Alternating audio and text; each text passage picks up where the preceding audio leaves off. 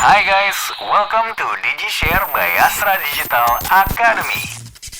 Oke, sekarang ini udah banyak pertanyaan yang masuk, Mas Rado. Ya. Aku izin membacakan dulu. Silakan. Oke, ini ada pertanyaan yang pertama dari Mas Andre Jason. Ini Mas Andre nih pertanyaannya ada 3, Mas Rado. Ini kayaknya curiosity-nya sangat tinggi nih kayaknya ya Mas Andre Jason.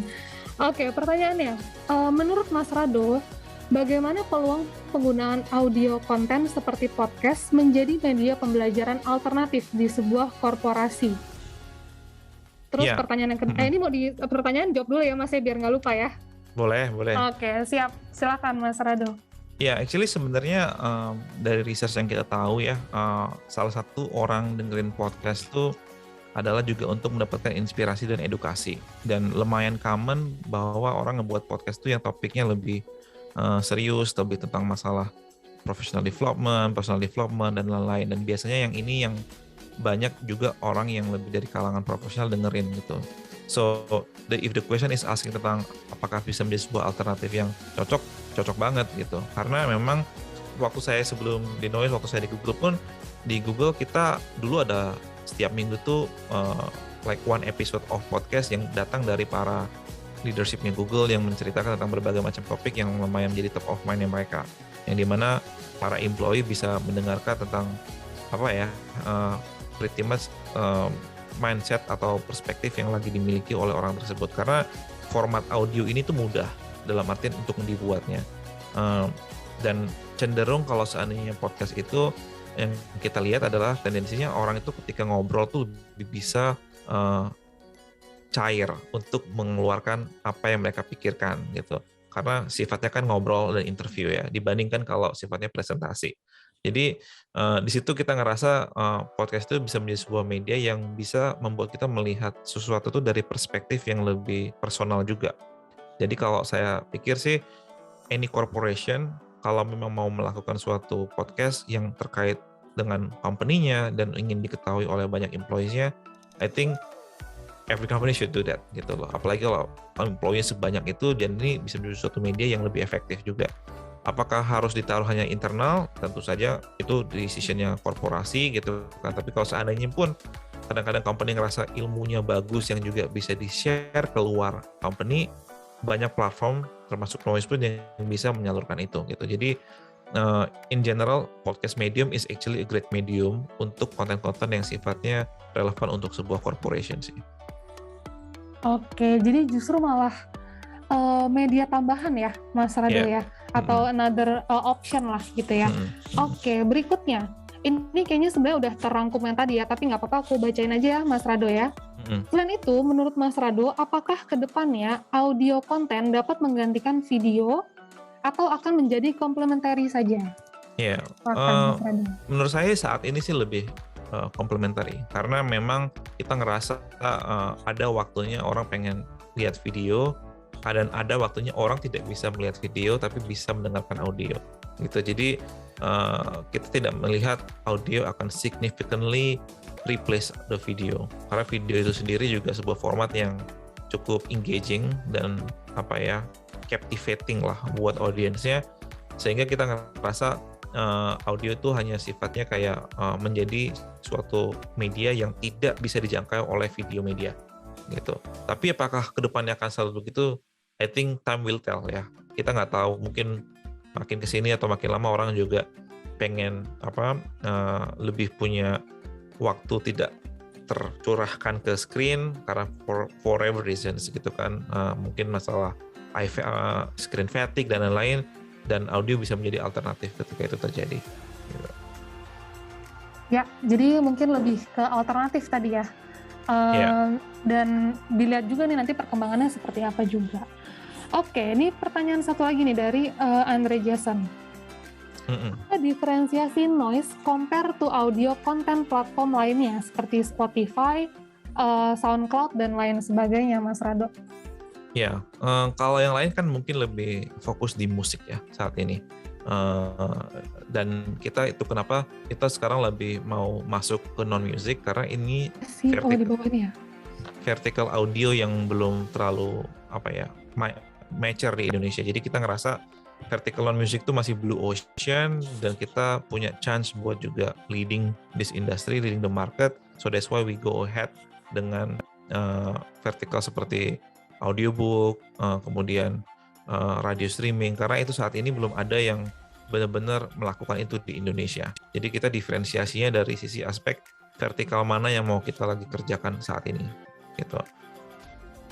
Terkait yang bagian yang kedua, karena local creator udah banyak juga dan sebelahnya, terus ya jadi memang kita ngerasa untuk podcast sendiri memang sudah ada overlapping ya di berbagai macam platform. Tapi kita ngerasa juga saat ini audio itu sendiri masih tergolong baru ya.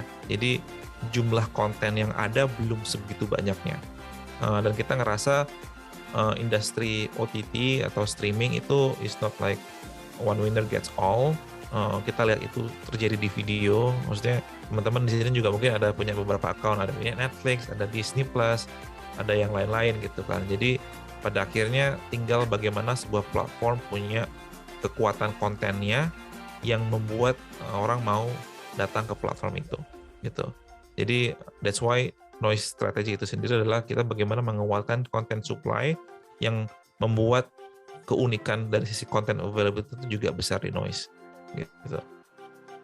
Oke, mungkin ya kontennya yang agak beda sebenarnya ya, Mas Rado ya tadi ya. Kalau Spotify dan SoundCloud kan sebenarnya lebih banyak musik ya dibandingkan dengan noise ini sendiri.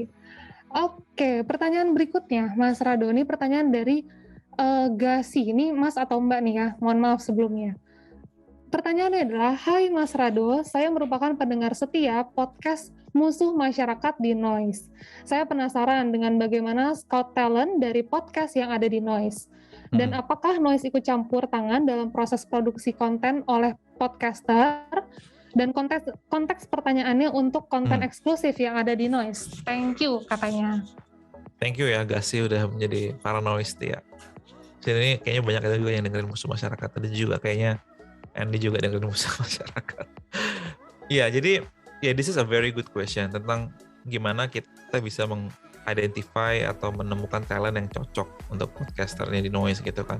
Jadi kita punya tim konten yang kuat dalam sisi industri expertise-nya lah, terkait tentang bagaimana mereka bisa berpikir tentang membuat konten yang punya storytelling dan premise yang kuat. Jadi pada akhirnya konten itu is all about storytelling kan, either itu video atau audio. Jadi yang penting itu sebenarnya adalah kalau Noise mau membuat sebuah konten original, kita tuh biasa berasal dari suatu topik yang kita ngerasa ini menjadi suatu topik yang mungkin masyarakat akan suka dulu gitu.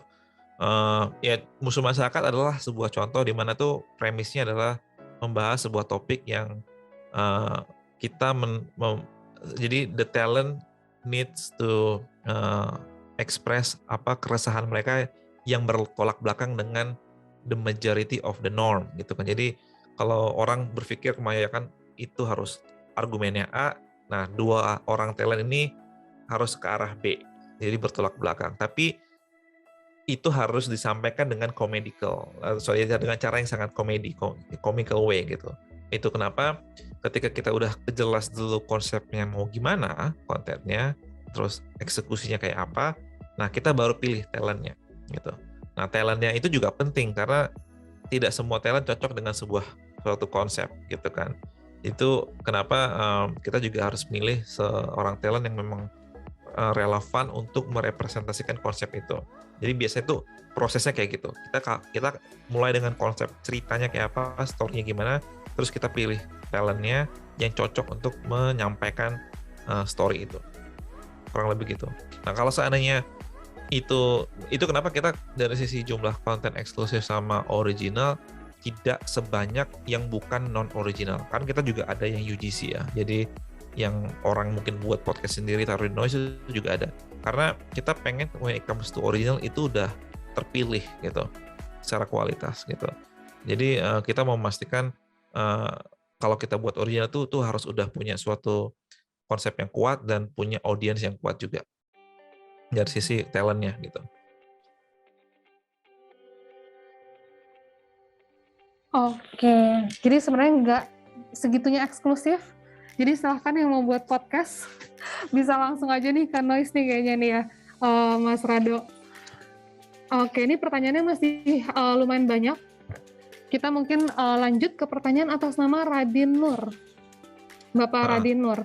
Pertanyaannya, banyak company sebenarnya ingin langsung terjun untuk mengikuti perkembangan zaman untuk ikut membuat podcast agar tidak terkesan hanya ikut-ikutan saja atau sekedar mengikuti tren. Kiranya apa saja sih Mas Rado yang perlu diperhatikan atau checklist atau analisa yang harus dilakukan untuk korporasi untuk menentukan whether podcast in the right option untuk korporasi tersebut, baik dari segi marketing tools ataupun learning tools-nya. Nah, ini juga sebenarnya mirip nih ya, sama pertanyaan dari Bapak Elton Ricardo. Mas Rado, mungkin bisa kita gabung aja. Pertanyaannya adalah, langkah apa yang bisa diterapkan untuk engaging segmen non-milenial untuk bisa mendengarkan podcast, dan juga ukuran untuk apa selain register user dan waktu mendengarkan yang efektif digunakan. Monggo, silakan. Yang mungkin yang pertama dulu ya, I think it's a good question. Maksudnya karena kita juga, jadi sebenarnya gini, orang yang mau buat podcast atau buat podcast itu banyak yang udah mulai, tapi yang bertahan lama itu nggak banyak gitu. Biasanya mereka drop off-nya itu di setelah mungkin 6-7 episodes itu habis itu udah malas lagi. Semangatnya di 5 episode pertama gitu. Jadi sebenarnya kalau kita ngelihat adalah gini, sebenarnya untuk semua creator, sebenarnya nggak hanya audio tapi video, yang paling sulit itu adalah konsistensi gitu. Jadi kalau kita selalu mengukur konten kita itu bagus atau nggak hanya diukur dari berapa banyak yang ngedengerin atau segala macam, akan sulit untuk bisa maju terus gitu. Pertama prinsipnya itu dulu gitu kan. Nah, anggaplah kita udah tahu kita membuat podcast. Kita harus tahu dulu sebenarnya podcast apa yang memang secara konten tuh sesuai dengan passion kita dan itu kita bisa menjadi seseorang yang otentik ngebuat konten itu atau topik itu. Misalkan nih saya suka ngebahas tentang marketing gitu kan. Saya mau jadi sebuah host sebuah podcast yang ngomongin marketing, dan karena emang saya suka, ya udah saya akan buat berbagai macam episode tentang marketing, ngundang berbagai macam bintang tamu, dan saya komit akan lakukan itu mungkin setiap 2 minggu sekali, misalkan kayak gitu. Nah, yang penting adalah bagaimana kita bisa commit to that kind of like content creation konsistensinya gitu. Karena kalau itunya sudah susah, bakal susah untuk ibaratnya bertahan terus untuk di industri ini gitu. Jadi itu yang pertama. Nah, kalau kita udah commit nih ya, udah tahu kita sukanya itu akan lebih mudah untuk kita, ya udah kita tetap aja buat, denger nggak ada yang dengar, nggak ada yang dengar, kita akan tetap bisa buat gitu. Nanti tinggal setelah itu ketika kita sudah buat, sudah mulai dengerin, then we can see the analysis gitu. Kayak ini kontennya audiensnya gimana dari sisi engagementnya. Apakah mereka dengerin sampai habis atau apakah mereka drop off di titik tertentu. Nah, disitulah bisa menjadi suatu evaluasi buat kita, dan kita bisa mengidentifikasi suatu pattern. Ini kalau topiknya kayak apa sih yang orang suka, atau kalau ngomongin apa sih yang kayak orang suka, atau kalau ngundang siapa kalau orang akan suka gitu. Jadi kita banyak melihat bahwa title of the show is very important ya kan, untuk membuat orang tuh kayak tertarik, oh ini ngomongin ini nih gitu. Jadi kita harus identify itu. Kedua adalah siapa yang diajak ngomong, itu juga sangat important. Dan yang ketiga adalah tentunya gimana kita membawakan acaranya, itu juga important. Apakah kita yang termasuk sangat santai, agak serius atau apa. Dan nggak ada yang salah dengan setiap cara, tapi intinya kita pastiin aja kita juga tahu hal-hal apa yang kita bisa improve dari sisi public speaking-nya gitu kan, dari sisi pembawaannya. Jadi kurang lebih itu sih yang mungkin bisa saya kasih tipsnya untuk yang pertanyaan pertama. Kemudian mungkin ada juga pertanyaan tentang ini, apakah sebenarnya podcast itu right option untuk korporasi dari sisi marketing tools, atau ya both marketing tools and learning tools itu adalah podcast adalah good medium gitu. Yang lebih penting adalah yang harus dipikirin adalah kontennya mau gimana gitu. Saya udah banyak ngelihat korporasi membuat podcast yang either itu untuk internal atau juga di-share di platform yang public gitu. Karena saya di industri startup, saya juga banyak melihat banyak banget venture capital juga udah ngebuat podcast gitu, karena mereka mau berbagi berbagai macam learning dari para founders startup tentang ya jatuh bangunnya membangun sebuah startup gitu. Karena itu topik yang menarik untuk orang mengerti dari sisi bisnis dan juga dari sisi suatu journey membangun startup. Jadi I think it applies to also corporation. Kalaupun itu mau dibuat untuk internal juga gitu. Ya mungkin bisa ngomongin tentang career performance management dan lain-lain. Jadi tergantung topik yang cocok lah untuk korporasi itu apa gitu. Terus tadi yang selanjutnya langkah apa yang bisa diterapkan untuk engaging segmen non-millennial. Nah ini sih kita sih lebih, mungkin pertanyaan adalah lebih harus banyak research juga tentang apa yang non-millennial suka gitu. Sebenarnya non-millennial itu adalah salah satu segmen audience yang dimana sangat familiar dengan audio content. Cuman mungkin dulu mereka terbiasa dengan bentuknya live radio ya. Nah, tapi sekarang dengan adanya podcast kita merevolutionize itu dalam bentuk on demand gitu. Jadi yang mungkin bisa ditanyakan adalah untuk segmen yang non-millennials yang ingin targetan ini, kira-kira topik apa yang relevan buat mereka gitu. Mungkin itu sih untuk yang jawabannya. Ukuran apa selain register users dan waktu mendengar yang efektif digunakan? Kalau kita sih ngelihat dari sisi retention juga. Jadi kita melihat misalkan episode pertama ada 100 pendengar gitu ya. Nah, kita juga harus melihat di episode 2 berapa. Is it still 100 atau turun jadi 80? Kemudian episode 3 jadi berapa? Jadi kita ngelihat juga seberapa retain pendengar yang udah kita selama ini bangun.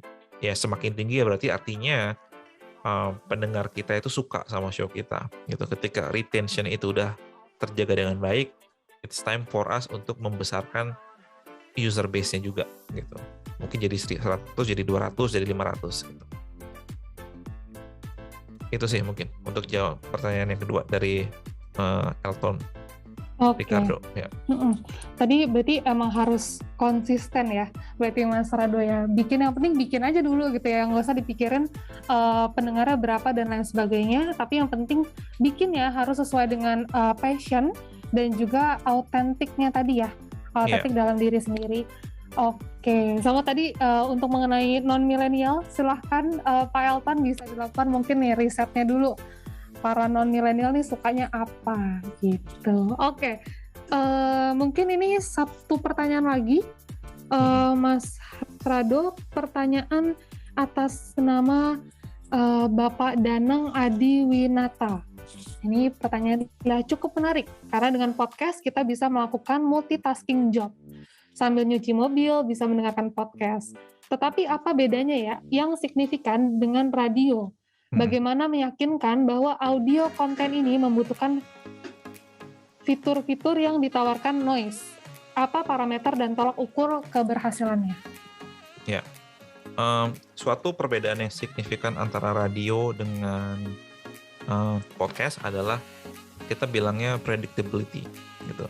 Kalau radio tuh biasa kita tune in, sometimes we don't know what is gonna happen, right? Jadi lagunya dipilihin DJ-nya, show-nya juga mungkin kita juga kadang-kadang nggak tahu siapa yang diundang segala macam. Jadi kita lebih kayak pasif untuk menentukan apa yang ingin kita dengar gitu. Tapi kalau podcast itu kita kayak nonton YouTube gitu. We know what we want to watch or what we want to listen beforehand. Karena kita udah lihat title-nya apa, konten itu, deskripsinya apa, siapa yang ngobrol segala macam. Jadi kita udah punya ekspektasi di awal tentang suatu konten audio itu kalau kita ngomongin podcast. Jadi itu kenapa Noise saat ini tuh ada podcast juga, ada radio juga, karena kita ngerasa ini dua tipe konten yang berbeda yang mungkin punya dua tipe audiens yang berbeda. Ada orang yang lebih suka radio, ada orang yang lebih suka podcast. Radio konten kita di Noise itu audiens demografinya agak beda dengan podcast. Radio kita tuh lebih di atas 28 tahun. Jadi memang lebih yang slightly older millennials to the older generation gitu. Tapi kalau podcast kita ngelihat the millennials and the youngsters ini memang lebih suka dengar konten yang mereka tahu what is the content about gitu. Dan mereka tahu siapa yang ngomong sehingga mereka udah set ekspektasinya di awal gitu.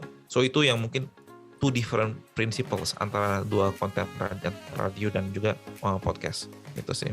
Tapi kalau mengukur dari sisi parameter keberhasilannya, saya rasa tetap sama. Kita harus melihat dari sisi durasinya, berapa lama mereka dengerin. Kalau semakin lama ya artinya mereka semakin engage.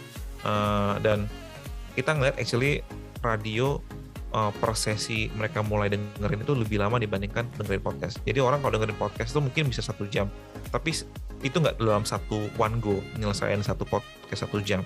Mereka dengerin itu bisa kayak 3-4 kali baru udah selesai, karena kan panjang. Jadi mereka setiap kali dengerin itu mungkin 15 menit, lanjut lagi ntar malam 15 menit, lanjut lagi ntar malam lagi 15 menit gitu. Tapi kalau radio, setiap one go itu dia bisa sampai 30 menit. Karena mungkin radio dia mengkombinasikan musik dan juga spoken content gitu kan, atau spoken words content gitu. Nah itu yang membuat radio mungkin bisa jadi lebih panjang karena emang ada elemen musik yang membuat orang pengen dengerin lagu lebih lama gitu. Oke, jadi itu ya Pak Danang tadi, kalau noise nih bisa milih mau nonton apa ya. Kalau radio, seenaknya radio aja mau muter apa ya. Lagunya, kontennya itu juga terserah radio. Oke, ini Mas Rado, satu pertanyaan lagi. Soalnya ini pertanyaannya bagus banget nih. Ini masih punya waktu dikit ya panitia ya. Satu pertanyaan lagi ya. Oke, pertanyaannya nih dari Bapak Ahmad Baihaki. Terkait dengan sisi bisnis apa yang bisa ditawarkan dari audio konten kepada brand? Apakah sama seperti radio, misal adlibs dan placement, atau ada hal lain yang bisa ditawarkan? Ya, jawaban singkatnya ya, paling gampang adalah meniru apa yang terjadi di industri radio, di mana brand bisa masuk lewat adlibs atau placement. Jadi brand bisa masuk sebagai bagian dari konten itu, like mungkin pembawa acara juga ngomong tentang brand itu di show-nya, di kontennya, atau brand hadir di pre-roll-nya atau di insert di sebagian awal dari sebuah konten itu, sehingga kayak sebelum kontennya didengar, orang dengerin brandnya itu sendiri gitu. Tapi sebenarnya sesuatu yang lebih menarik dari sisi audio industri di zaman sekarang adalah creator itu tidak selalu harus tergantung pada brand untuk memonetize kontennya gitu. Dan itu sesuatu yang Noise akan lakukan di tahun 2022 adalah kita mau mengedepankan creator driven monetization. Jadi creator bisa langsung menjadikan Noise sebuah marketplace audio platform. Jadi dia bisa nge-upload konten yang sifatnya atau episode yang sifatnya premium, di mana users untuk bisa mendengarkan mereka harus bayar gitu. Jadi the creator is the one that sets the price. Misalkan untuk dengerin konten Musmas episode spesial itu mungkin user harus bayar let's say 5.000 perak misalkan gitu. Jadi dengan begitu creator juga ngerasa kayak ada caranya juga untuk kalau memang mereka udah punya masa yang sebesar itu, fans yang sebanyak itu, mereka juga bisa memberikan opsi beberapa konten ingin diberikan secara premium atau ada fee untuk mengakses konten itu. Nah dengan begitu itu kita bisa membuat creator atau podcaster kedepannya tidak hanya harus bergantung kepada brand untuk bisa mendapatkan earnings atau revenue dari show mereka gitu. Jadi kedepannya itu adalah the principle of creator economy is very very clear. Content creator is the one that owns the content and they should have a much more control untuk monetize kontennya, baik itu B2B atau B2C gitu. Oke, jadi mau menjadikan Noise-nya sebagai platform tadi ya, Mas Rado ya. Jadi kita nggak usah bergantung lah sama adlibs tadi, tapi justru dari kreatornya nih bisa set price-nya sendiri gitu ya. Oke. Mas Rado tadi sharing-nya udah sangat spektakuler gitu ya, karena banyak banget dapat insight nih mengenai Noise sendiri. Terima kasih banyak untuk sharing-nya. Oke, thank you banget semuanya. Thank you, Mas Rado. Thank you. Bye-bye. Hai guys, welcome to DigiShare by Astra Digital Academy.